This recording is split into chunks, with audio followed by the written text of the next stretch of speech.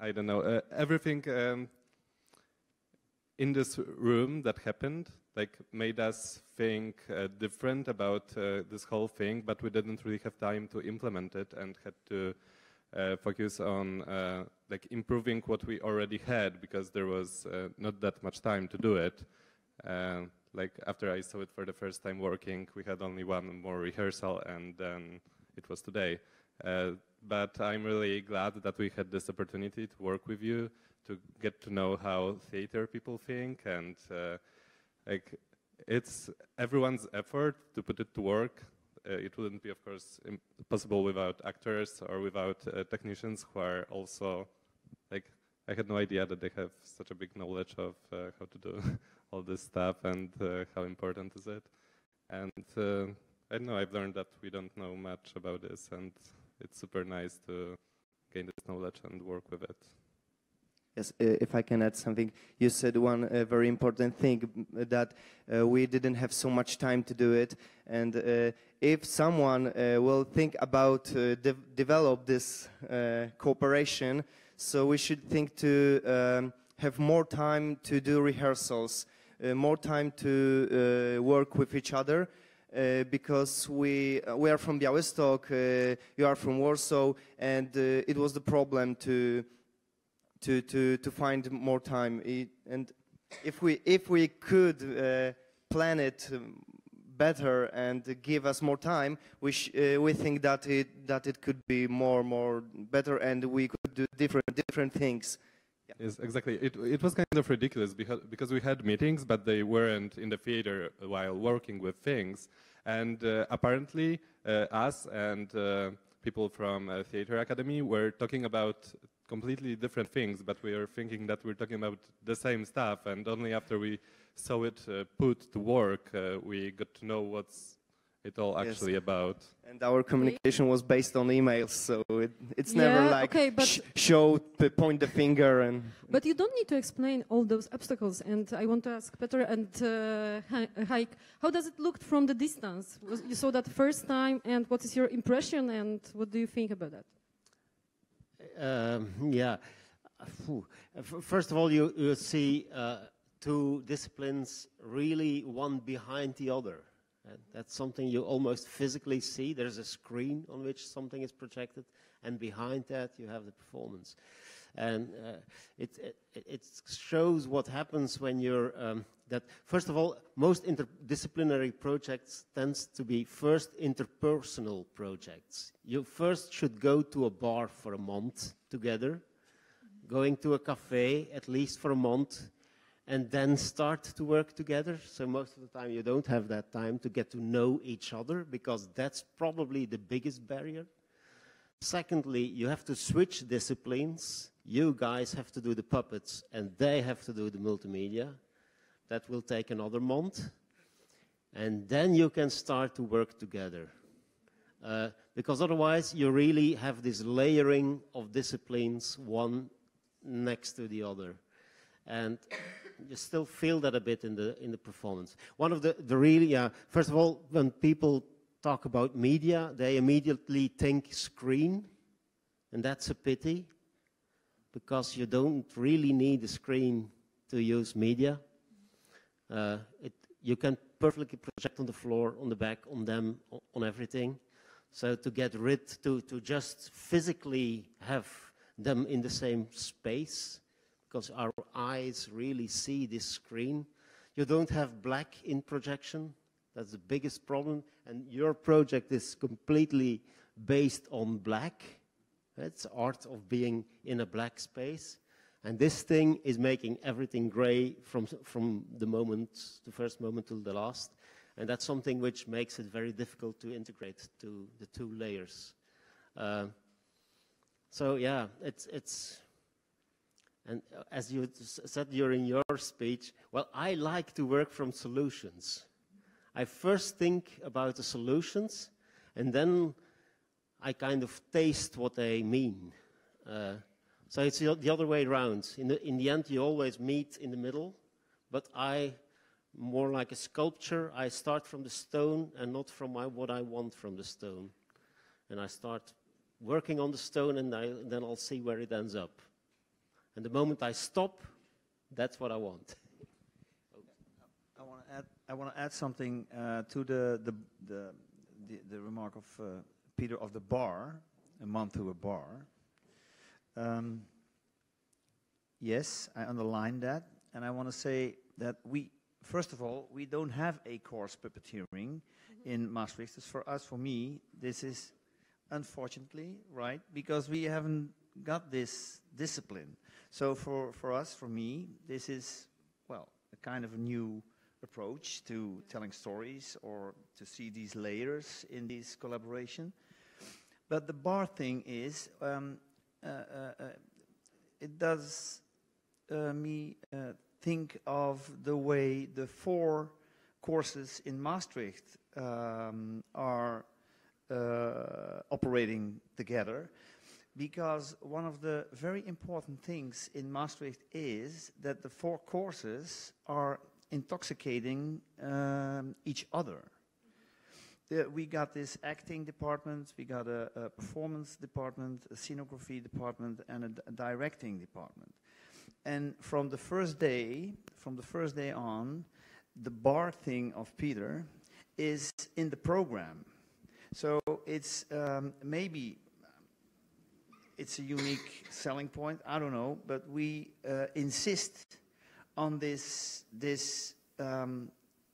working together starting from a specialism.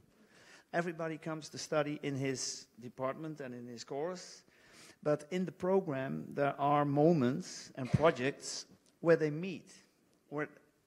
It goes a bit further than that. All the scenographers are acting on stage also. All the directors have to act on stage. So just switch disciplines, even if you think you're very bad at it, you're maybe not bad at it, you're different at it. And then slowly you start mingling and exchanging ideas. Otherwise everybody stays nicely in his expertise.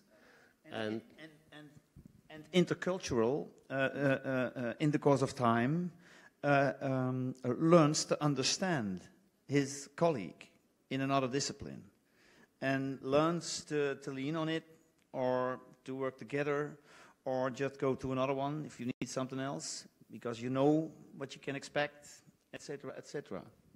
I think this performance today is pretty good portrait of the contemporary state of the Polish education in this area. So yes, we have this barrier, and graphic designers are on the screen, and they are mostly pushed to think as on a flat surface. Next, we have the actors behind the screen, obviously, and we have departed disciplines, which are like this puppet. They try to go and to combine together, but this is a hard, very hard trial. And finally, we have premiere, which went today. So this is the first time when the organizers like Ola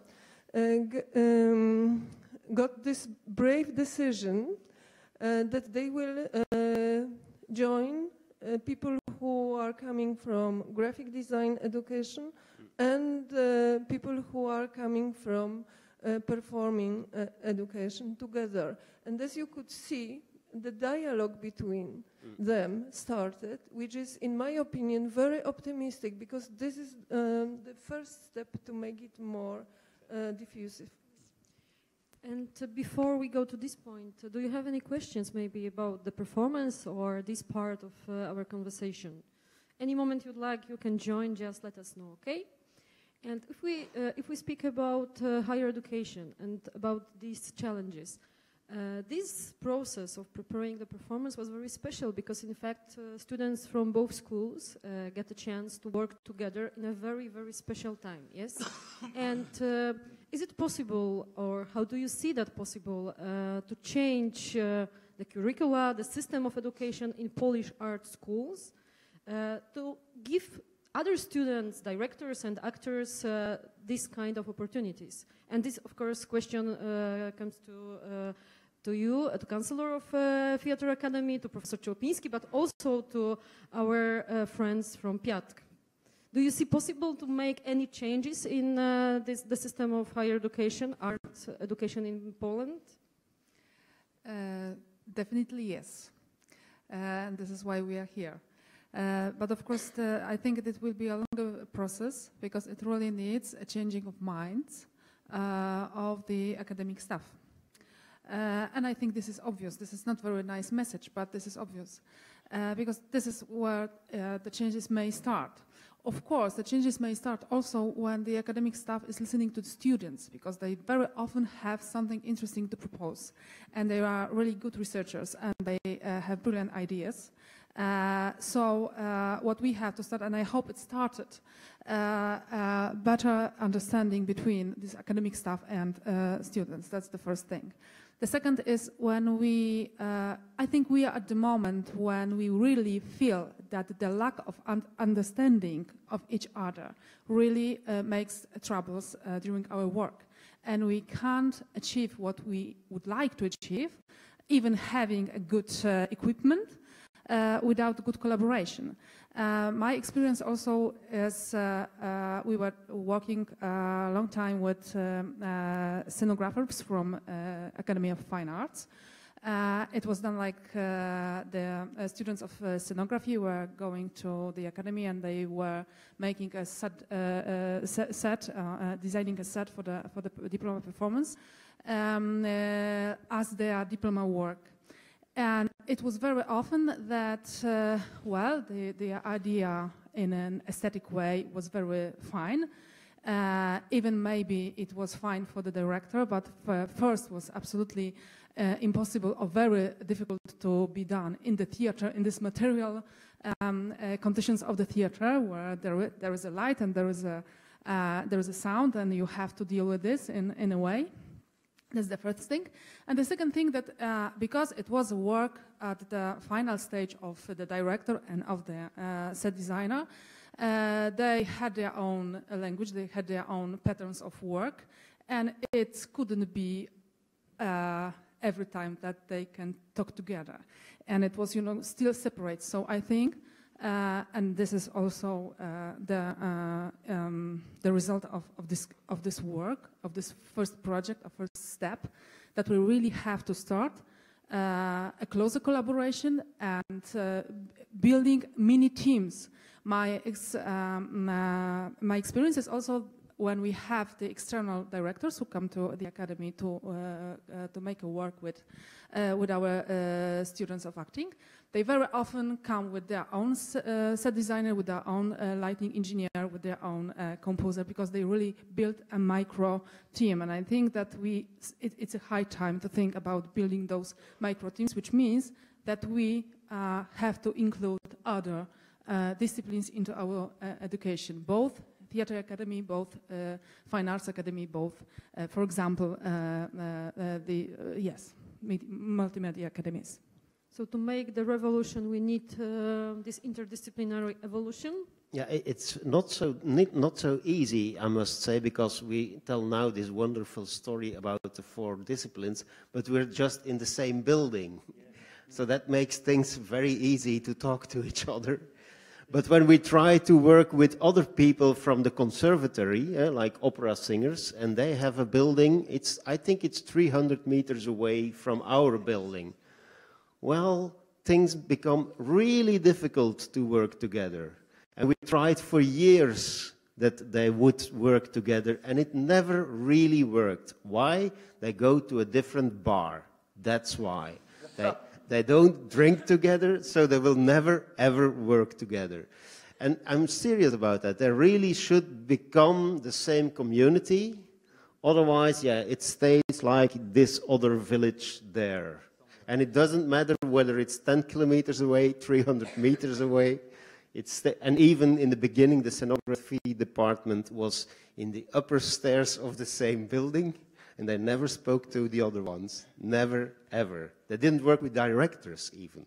which was very strange for a scenography department. So we really had to force them to be in the same classrooms, the same courses all the time, the same program in the beginning, otherwise it just didn't work. And now it slowly becomes integrated. We haven't opportunity to go to the same bar with Ola yet, but I think after this meeting, obviously we will go, because we feel that we like the same kind of liquors. So, you know, the first step has been done, and I think like all of the first steps, maybe it isn't perfect, and it is good, because if you do something perfect, you have no opportunities to continue. It's done. Yeah. We just started. Yeah.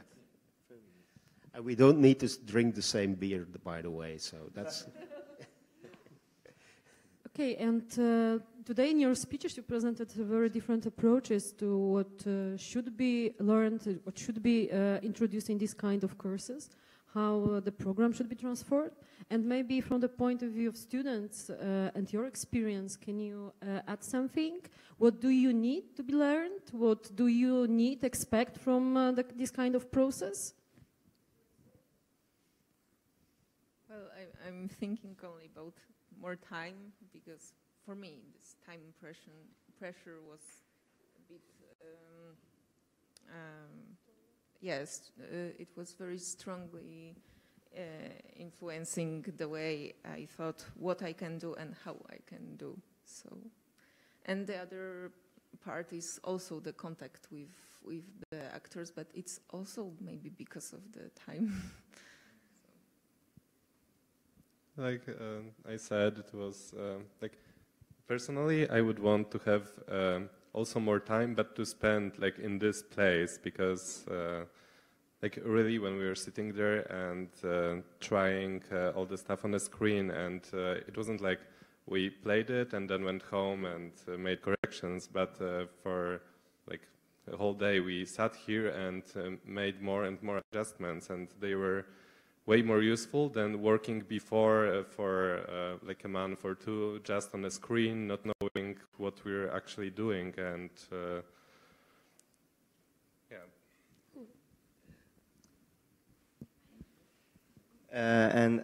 Of course, yeah, I agree with you. And the communication was the problem here.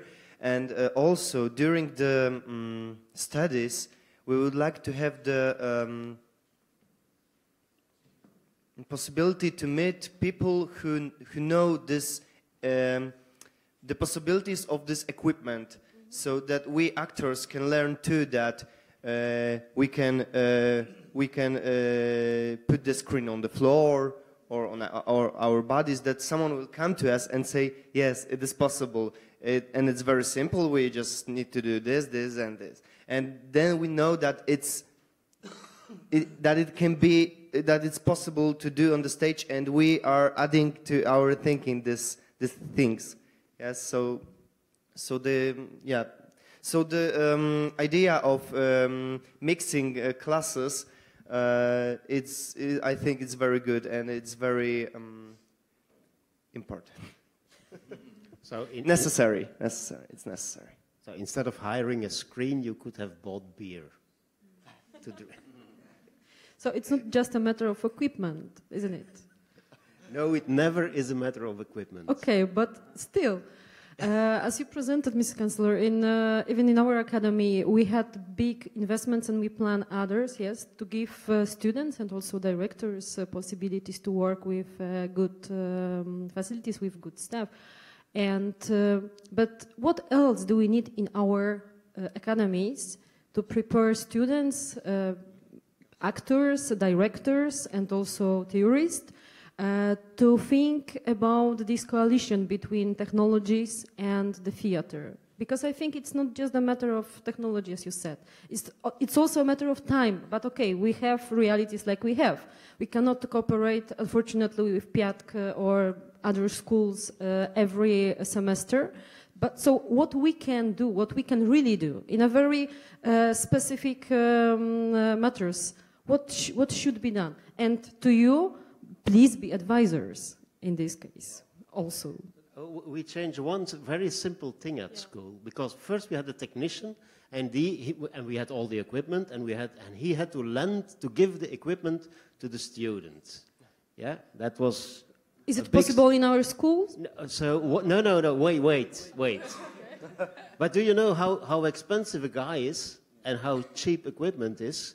So we thought, no, we will not have this technician anymore. We just give a closet with all the equipment in it to one class. And they have the key of this equipment locker. And after 4 years, we just ask everything back. And how they do it, I don't care. What they do, if they are organizing parties with a projector, I don't care. It's perfect. But then they become responsible for the whole equipment. Because, yeah, when I was a video editor a long time ago, then I noticed that the worst programs were made with the most expensive material. Because the more expensive everything became, then everybody said, oh, we have no time, it is very expensive, it has to go quick, there's a special technician who has to operate the whole shebang. So it's easier to make good stuff with cheap equipment, but give it to the artists and no middleman. That would be my advice. Just give a closet with cheap stuff and ask it back after 4 years. Not mentioning the fact that a lot of young people, of course, lots of knowledge, lots of skills are already there.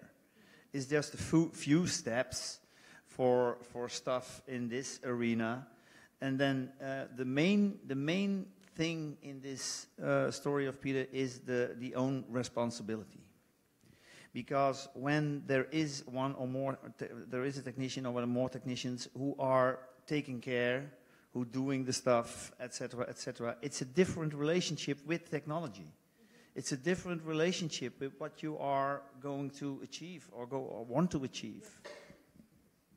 So how does it look in the Polish schools? Is it possible to have this closet full of great equipment open for students? Yes, but not now. I think the main and very important thing it is we must open our mind. You know, it is the first point. We must going to the future, but slowly, step by step, I think. Ms. Councillor? To be honest, I'm not prepared to give all the equipment to the students. But of course, we made a little steps. For example, now we want to have all practical auditors equipped with the very basic equipment, and students, they work with it and they deal with it themselves. And of course, when we think about more complicated equipment and service, let's say, then we are thinking about the technical staff who works together with them. I think this is also maybe I'm wrong, but this is maybe also a different approach for the art itself, which is promoted and which you do believe is what to be done and how to teach students, and different approach of teaching students here in Poland, I think. And I don't expect that this approach will change in a moment. I think it's a longer time. Maybe it's not necessary. Maybe still we should keep this approach, which means focusing on a craft very strongly, focusing also on this. Division between actor, director, and I don't know, lighting director and everything. I don't know. Just we are now in this moment, and of course, and this is the great difference between your approach to your approach for education, for performing arts, which is in this, even in this name, it's so significant. Performing arts versus directing, acting, and others. Yes, this is that's the main difference. So I can say we are absolutely prepared for this model which you propose now. But I think that, and I also think that maybe we should keep this difference, and it's really worth also in context of intercultural exchange. Don't make everything the same, yeah. But what I think, and what I was trying to explain in my presentation, it's a high time to make people meet another professionals and try and make them to try to understand their own language, their own competitions, their own way of expressing, and then we can think about real collaboration, and then we can think about real using new technologies, medias in a theater, let's say, in a responsible way, and in a and having still a sense and the merit of the performance. Yeah, it also depends a bit on what the practice is of the professional, what the profession is outside of your school. So the problem is we don't have any traditional theaters anymore in Flanders, especially.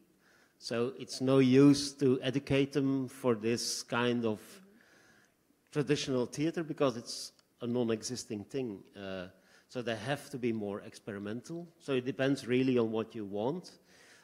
It's also, I believe really in craftsmanship and that every profession learns its own craftsman, but that they also taste by doing it from the other crafts. So I learned a lot as a video artist from doing editing myself, so that afterwards I could ask to the editor, can you do this? And that if he said no, then I said, oh, maybe you can push this button, and that button there, then it will work. And then suddenly you get a different relationship with your editor because he knows that you know. And then you can go back into your own profession. Yeah, it's always trying to find ways to communicate with the profession and with how the system can work. But what is strange is that everybody still considers projectors, video projector, like expensive and difficult materials, while actually a normal theater spot is more expensive than a video projector nowadays. So it has shifted. You can buy, so we just buy really cheap video projectors, which are as expensive as a theater spot, something like that. Yeah. So maybe also what you wanted to say, or maybe it was not said strong enough, that really there is another scene in our minds that multimedia is just, in the theater, multimedia is just the video projector, not the lights, not the sound, yeah, which is also really interesting. And thinking about this 5.1 sound system, for example, which is really amazing, and could be used, but we don't talk about this sound system, but we say all the time, and we talk about video. Yeah. Really, yeah. So if you could answer your own question from this enquete that you addressed to directors, to the students, and I want to each of you to answer this question. So if you would be possible to create something really with new technologies, really great, amazing on the stage, what it could be? With what you know right now, with this experience, and with your minds much more open, I expect, than before this experiment. So what you'd like to try, except video projection? What stage did you have in mind? I mean, any kind of stage that it's possible to get you. So maybe it could be theater in our school or any other. But let's start with our schools, for instance. My first reaction would be to shut everything down, to have no technology whatsoever, to have natural light, no electricity, no mobiles. We collect them there up front somewhere. and put them in a metal case for one day. That would be an amazing technological performance. Well, yes, and I would add to that, maybe the whole rehearsal period is also fine with me. But then I argue with Peter, there is one place where technology, even he, cannot get rid of. There's one place technology stays, and that's in the head of your audience. Yeah. So all kinds of reference frames will be there. So it's fine with me to get rid of all the technology, but it's there. Maybe someone completely in contrary? The stage full of technology, full of equipment, full of everything. What then it could be created? Who has an idea? Maybe someone from our audience. I think this is about the appropriation, and that's it. It hasn't anything to do with technology's low or high, anything, just appropriation.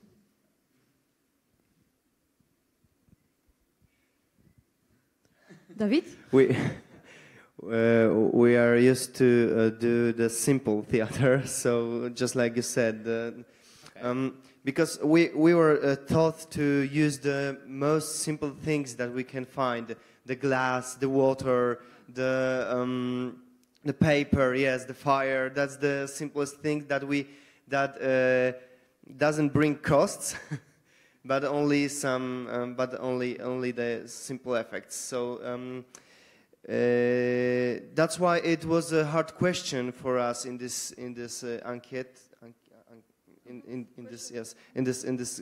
It was a hard question for us because our way of thinking is not the effect, but the reason and the thought and the idea. That's why it's hard to think about just effect without something, without reason. So that's why it was hard for us to answer that question.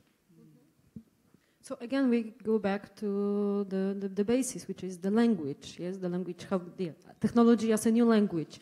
How do you see technology as a new language in possibilities of art schools? I mean, theater schools, but also other arts like designing or fine art. So how do you see possible introduce this language? Well, it is introduced because everybody is walking with lots of technology, and it's not going to go away. I mean, it's not some kind of a hype for a while, but this technology, our phones, we have.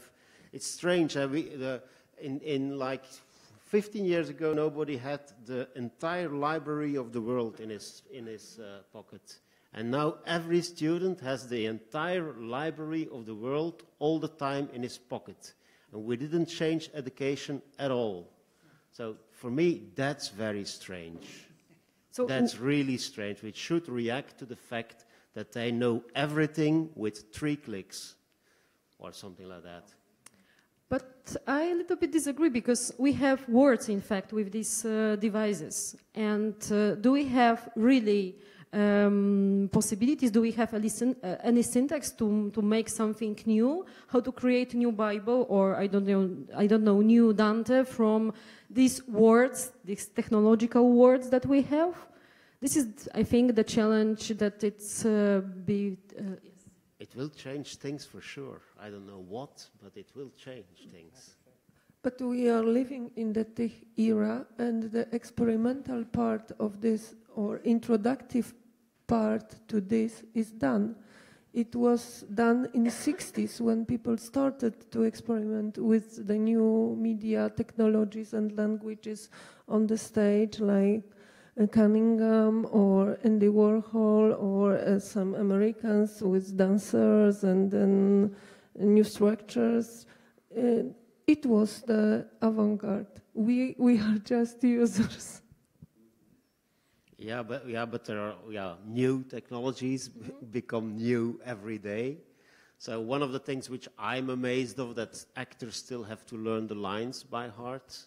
That's so strange to me. Why not project the whole the word on little on monitors?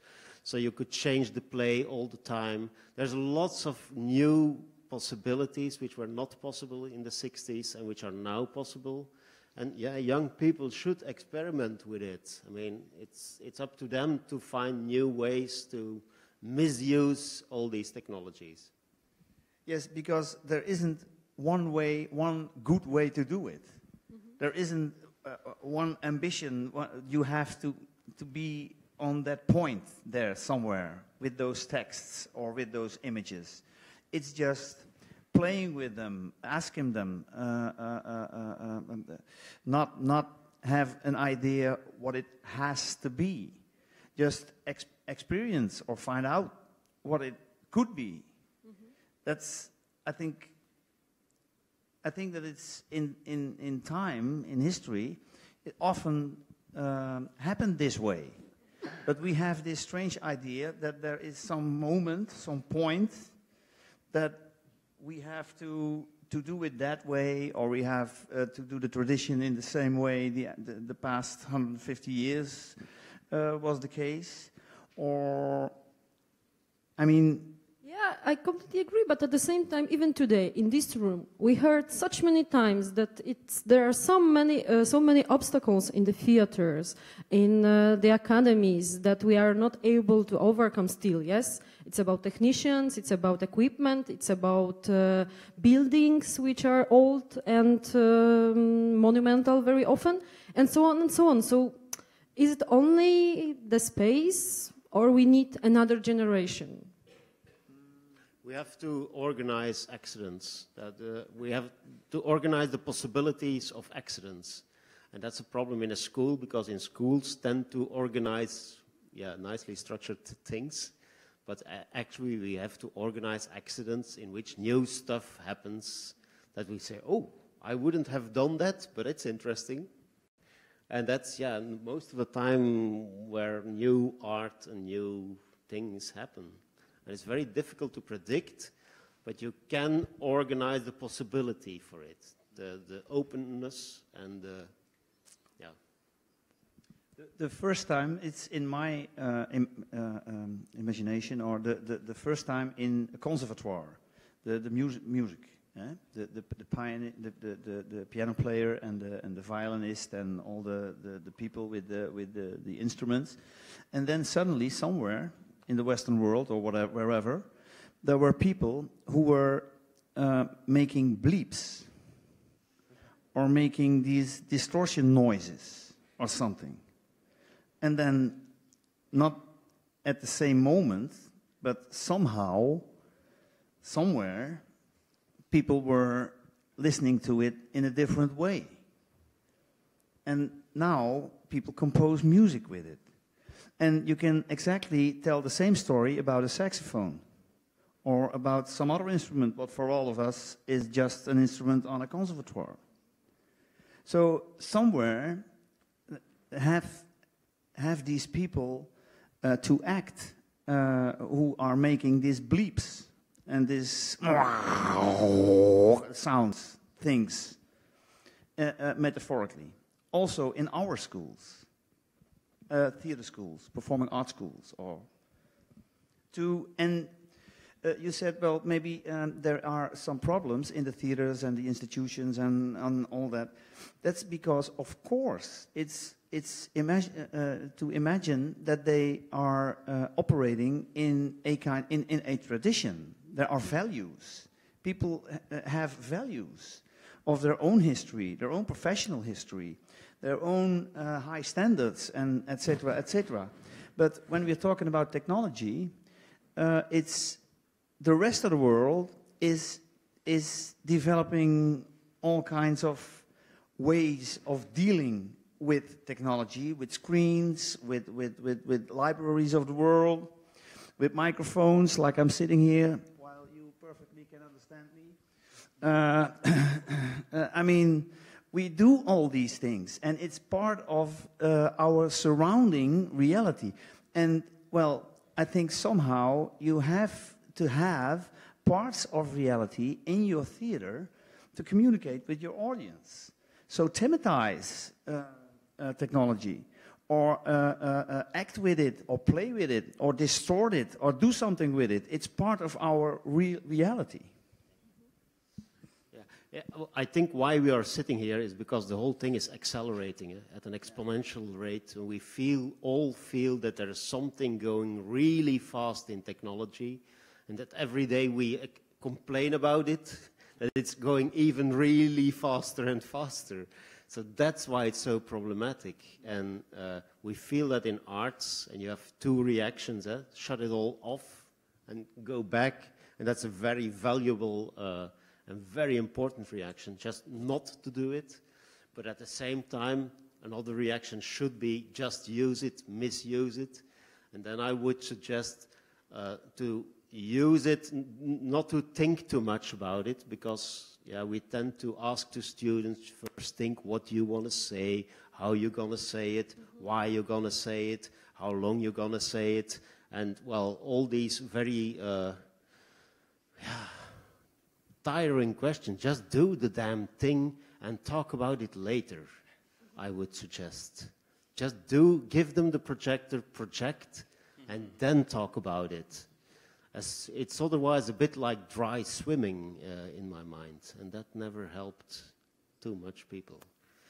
I don't know how is it in swimming, but I like one of concept that appeared during this day, which was creative misunderstanding. And I'm curious, what is your opinion about that? Is it possible in our times, in our schools, in our environment, which is such oriented to effects, to notes, to marks, still keep this idea to prepare students in this creative misunderstanding, to give them possibility to misunderstand?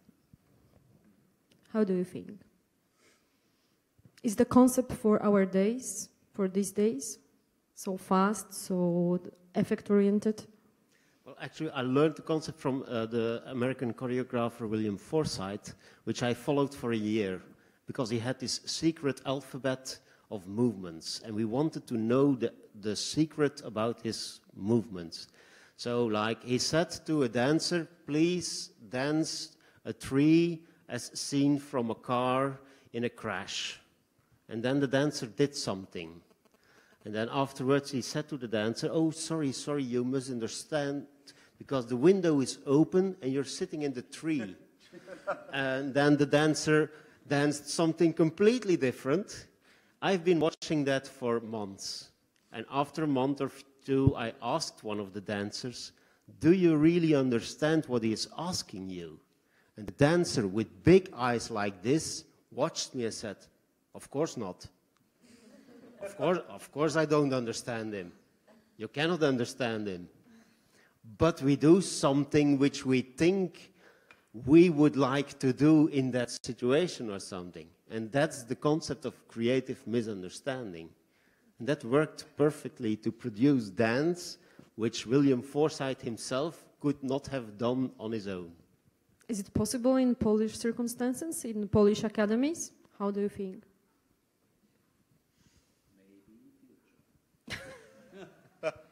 Just in the future? The future starts now. I don't think so. He said not about it happen everywhere, every time, every day, but it is an experience with a concrete person and concrete behavior. So I think we can experience the same or not, depending on the interpersonal relations. And sometimes it happens. Sometimes you can put a lot of efforts and nothing will go out. This is unpredictable. So, you know, in all of the creative education, kind of creative education, things happen between real people. So depends on plenty of circumstances. Sometimes the most important is personal relation, and sometimes it is painful, but we wish to stay in which and continue and create something based on that. Sometimes it's beautiful and full of happiness, and it also works. There is not clear recipes, because this is, even if you cook the cake, the various people will use the same recipe on the other way, and the result could be perfect or very bad. Maybe it's just not the answer for your question in a straight way, or in a direct way, but my reflection is also when I'm talking here during the breaks with the participants of the conference, that there is something like losing the potential. Because I talked with light designer, and I talked also with our colleague from Academy of Fine Arts about the animation from animation faculty, and this is why I really underline this misunderstanding between the disciplines and between those workers, because I all the time feel the frustration. I can present what I can. I really feel the potential of my art, but I can't find the right place and right people to make it, to give it a proper dimension, to put it in a proper language, to communicate it in a way. It might be amazing. I need some help. I think my art is really worth. But please, I really need some help to show it to the audience, or to find someone who will cooperate with me with this art. My art, for example, like lighting designing, it might be just a separate, but of course, lighting designing is really, it might be really interesting, and it might be really vivid, and it might be really inspiring in cooperation with, for example, stage action and sound and something like this. So. That is,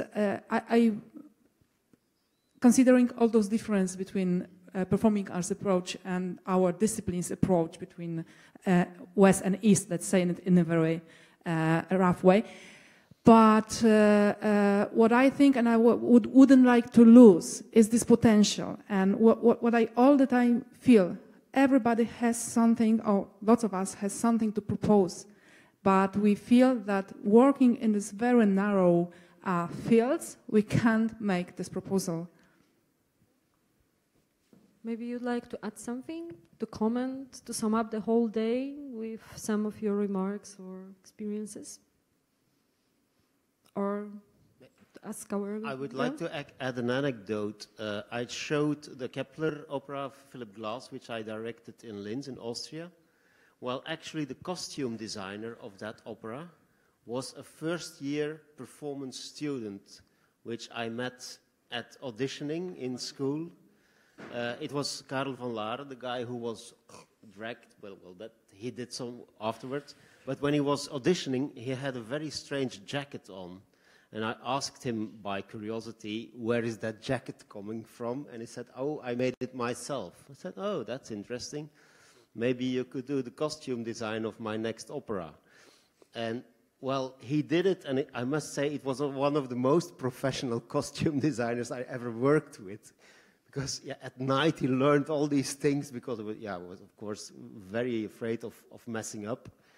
And he knew the whole opera people, the costume department, like way before I did.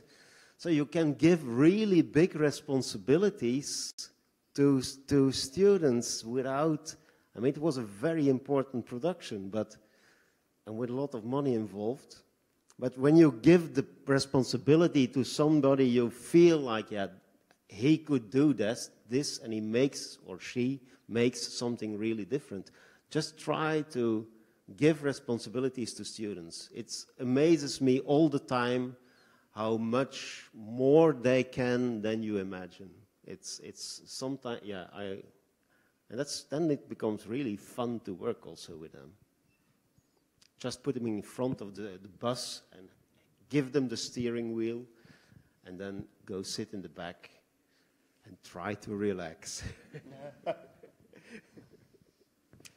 Last chance for comments or questions. If we don't have it, thank you so much for the whole day and for this panel. And thank you, Olga. Bardzo, bardzo Państwu wszystkim dziękuję. Zapraszam na jutrzejszy dzień. Zaczynamy o 10:30. No i mam nadzieję, że do zobaczenia.